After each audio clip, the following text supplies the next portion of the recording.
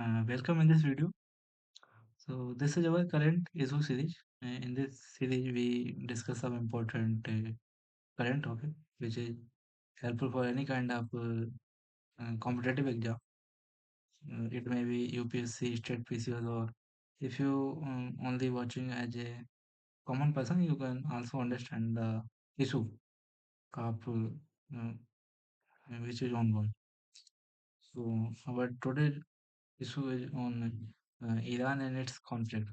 So I will try to explain Hindi and English both language because many student or viewers um, from Hindi medium or some of them English medium. So I will try to balance both Hindi and English. So without wasting time, let us start. So basically, Iran and its conflict. What is the reason behind it? Why this is happening? And what are the geopolitical effect? And how this can affect different dimension. तो अगर हम इसके basis की बात करें basically तो जो Iran है वो एक बड़ा एक एशियन कॉन्टिनेंट का एक लार्ज कंट्री है और जो आपका वेस्टर्न एशिया यानी मिडिल ईस्ट में इसकी इसको लोकेट कर सकते हैं और ये मतलब इसकी लोकेशन है और अगर हम इसके बॉर्डर की बात करें तो जैसे मैं इस पर अभी पढ़ता हूँ इसके फिर मैं आपको एक्सप्लेन करता हूँ उसका क्या Iran is a large country in Western Asia, Middle East, bordered by Armenia, Azerbaijan, Turkmenistan, North, Afghanistan, and Pakistan, East, Turkey, and Iran to the west, with the Caspian Sea to the north and Persian Gulf and Gulf of Oman, the south. Its capital is Tehran. तो basically इस line ये जो sorry ये जो line लिखी है उसमें क्या कहा गया है इसको मैं देखो अभी एक्सप्लेन करता है एक मैप की तरह आप जब भी आप कोई भी इशू को अगर हम जियोपॉलिटिक्स का कोई भी इशू पढ़ें तो मेरी आपसे ये एक एडवाइस है कि आप अपने मैप को जियोपॉलिटिक्स मैप को आप हमेशा ओपन करके रखें जैसे मैं आपको इसके थ्रू आपको बताऊं तो आप इसको सीख लीजिए और आप जब भी इन फ्यूचर पढ़ेंगे तो आपको ये हेल्प करेगा बहुत ज़्यादा आपको हेल्प करने वाला है ठीक है तो इसको मैं अम, जैसे कि अगर हम ईरान की बात करें तो ईरान हमारा कहाँ पे है ईरान अगर हम देखें तो ये है ईरान है ओके अब आपने एक चीज़ पढ़ रखी होगी आपने ये वाला डायरेक्शन वाला जो एक सिंबल होता है वो आपको पता होगा इसके बारे में नहीं पता है तो आप आज इसको सीख इसको हम कैसे यूज करें ये आपका सिंबल है आपको ओवर द वर्ल्ड आप कहीं भी रखोगे मैप पे ये आपको हर जगह एप्लीकेबल है आप कहीं भी इसको रख सकते मोस्ट ऑफ द पार्ट इससे क्या होता है जैसे कि जब हम इसको कहीं पर भी रखें चाहे हम यहाँ अफ्रीका कॉन्टिनेंट में रख दें यहाँ पर इंडिया के ऊपर रख दें हम चाइना के ऊपर रख दें या फिर हम रसिया में रख दें कनाडा में रख दें या कहीं भी किसी भी जगह रख दें बेसिकली क्या-क्या लोकेट करता है ये उस लोकेशन को तो लोकेट करता है, उसके आस-पास की भी चीज़ों को लोकेट करता है। जो वहाँ पे लिखा है मैं आपको इसी के थ्रू ये चीज़ प्रूव करने की कोशिश कर रहा हूँ, वो एक्सप्लेन करने की। और साथ-साथ ये प्रूव भी हो जाएगा कितना हेल्पफुल हम ईस्ट में जाते हैं तो हमको क्या मिलता है अफ़गानिस्तान, पाकिस्तान, साउथ में क्या मिलता है gulf of Persian gulf, gulf of Oman मिलता है और ये आपका इसी में आपको सऊदी अरेबिया भी आपको यहाँ सऊदी अरेबिया और यूएई भी है और अगर हम वेस्ट में बात करें तो हमारा इराक है और ये तुम्हारा तुर्की है और अगर हम नॉर्थ में बात करें तो हमें कैस्पियन सी मिलता है समझ पा रहे हैं मैं क्या बोल रहा हूँ कि आप इसको रखने के बाद आपको उसकी लोक डायरेक्शन और उसका सराउंडिंग में क्या क्या है कि डायरेक्शन में कौन सी चीज़ है आपको समझ में आ जाए this is very important and very crucial point two understand कि आप इसको मिस नहीं कर सकते और ये आपको स्टेट पीसीएस और यूपीएससी में इसके अच्छे खासे इसके आपको क्वेश्चन मिल जाए लोकेशन बेस्ड इसलिए मैंने आपको ये समझाया कि आप एक बार जो मैंने आपको समझाया इसको आप एक बार रिवाइज करिए और इसके बाद आप इसको यूटिलाइज करिए तो एटलीस्ट आपके 3 से 4 क्वेश्चन आपके बन जाएंगे इसमें और आपकी बहुत ज़्यादा हेल्प भी करेगा मतलब काफ़ी सारी तो इसमें आपको एक पॉइंट मैं आपको समझाने के लिए मैंने आपको बताया और ये आपको हेल्प करेगा। इसके साथ-साथ मैं अपने कमिंग टाइम में मैं इसको कमिंग जो कंटेंट उसके बारे पे मैं आपको बताता हूँ। तो मेनली हुआ क्या? तो mass protest ongoing across Iran, the largest since 2022। यानी कि यहाँ जो मास प्रोटेस्ट हो रहा है, सॉरी, 2022 से ऑनगोइंग है। लेकिन हुआ कुछ यूँ कि जो आपका 28 दिसंबर 2025 है, इसमें ये और ज़्यादा स्टार्ट हो गया, या मतलब कहना चाहिए बढ़ गया। तो protest started over economic hardship but grew into border unleashed against the government। तो इकोनॉमिक हार्डशिप्स का मेन रीज़न है आपके हिसाब से जो बॉर्डर के इश्यूज हो रखे हैं, वो भी कहीं न कहीं एक रिस्पॉन्सिबल कंडीशन है इसके लिए। अब इसके मेन कॉजेज़ क्या हैं? मेन कॉजेज़ में आपके इकोनॉमिक कोलैप्स हो गया। इकोनॉमिक कोलैप्स में क्या हुआ कि आपके ईरानी जो रियाल था वो आज उसकी जो मेन कंडी आज जो उसका वैल्यू है वो एक जो आपका डॉलर है वो पता नहीं कितने लाख ईरानियन रियाल के बराबर है। तो ये आपको कीप इन माइंड रखना पड़ेगा। और दूसरा ये है कि इन्फ्लेशन बढ़ गया, यानी कि महंगाई बढ़ गई। फूड एसेंशियल गुड इतने मतलब महंगे हो गए कि आसमान छू रहे हैं उनके दाम। Those are oil revenue and intense internal section we can state income।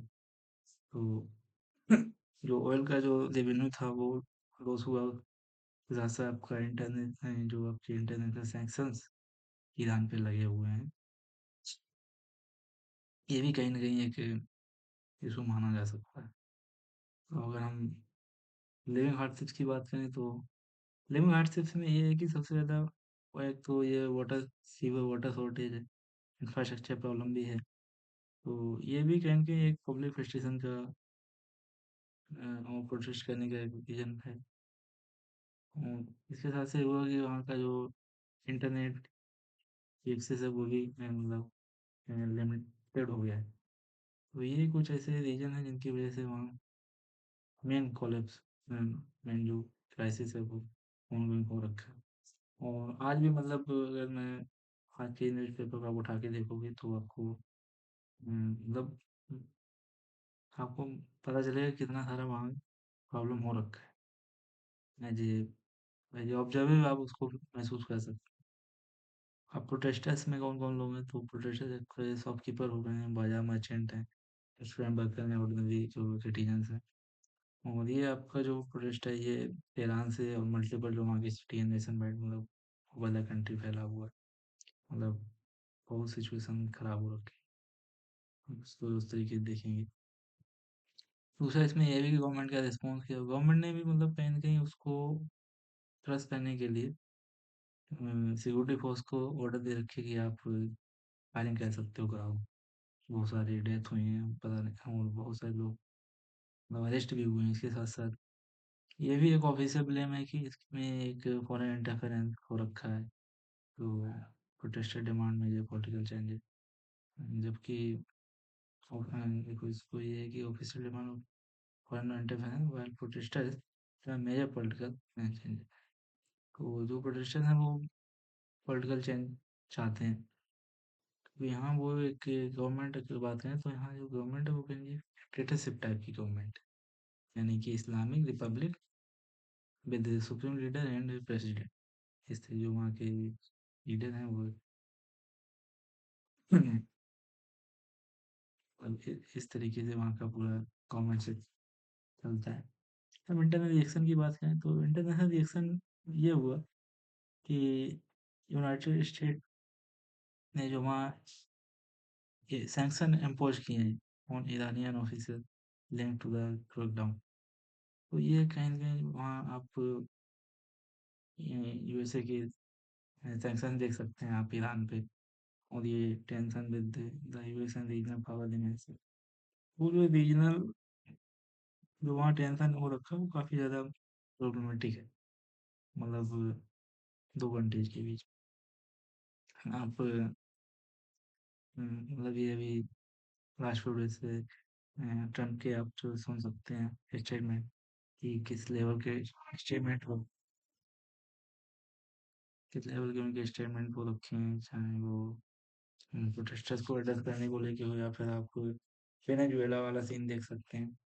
ये कुछ ऐसे मतलब इशूज़ हैं जो कहीं न कहीं हिट तो करते ही हैं, साथ-साथ ये भी टेंशन क्रिएट करते हैं।